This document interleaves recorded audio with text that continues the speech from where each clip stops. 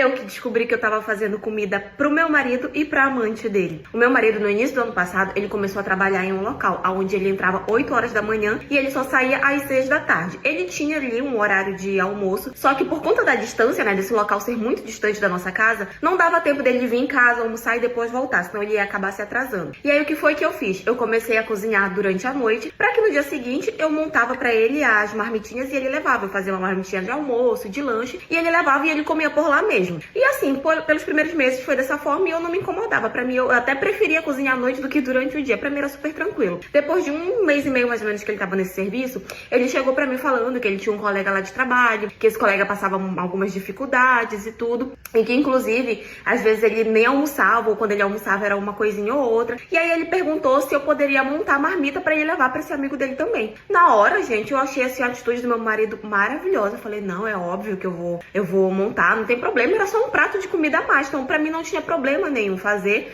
e dar pra ele, né? E assim foi. A partir desse dia, eu montava uma marmita pro meu marido e eu montava uma marmita pra esse amigo dele pra ele levar. E ele falava pra mim que o nome desse amigo dele era Fernando, né? Guardem esse nome. E aí comecei a fazer por um bom tempo, gente. Por meses eu fui fazendo. E aí depois de algum tempo ele até falou assim, porque o meu amigo falou que não precisa mais você fazer, que ele já melhorou. Eu, não, se ele quiser eu continuo mandando. Não, pode continuar mandando. Beleza, gente, passei meses fazendo isso. Até que um dia o meu marido saiu de casa, ele acordou muito atrasado, então ele saiu de casa muito na pressa. E ele acabou esquecendo a comida dele. E aí liguei pra ele, falei que ele tinha esquecido tudo, só que como eu tinha algumas coisas pra fazer na rua nesse dia, eu falei que eu ia levar a comida pra ele. E ele falou que era pra eu avisar quando eu estivesse chegando, que ele ia lá pra frente pra pegar. Beleza, gente, quando chegou no horário eu fui. Só que eu fui ligando e ele não atendia o telefone de jeito nenhum. E aí quando eu cheguei no local, eu falei com uma moça, uma recepcionista que estava lá, e eu falei assim, oi, eu sou a esposa do fulano, eu vim trazer o almoço dele e do Fernando. E aí ela olhou, ela falou assim, você é a esposa do fulano? Aí eu falei, sou. Aí ela fez uma cara meio assim, e ela falou, você disse que veio trazer pro Fernando essa marmita? Eu falei, sim, que é pra ele e pro amigo dele. Aí ela me olhou meio assim,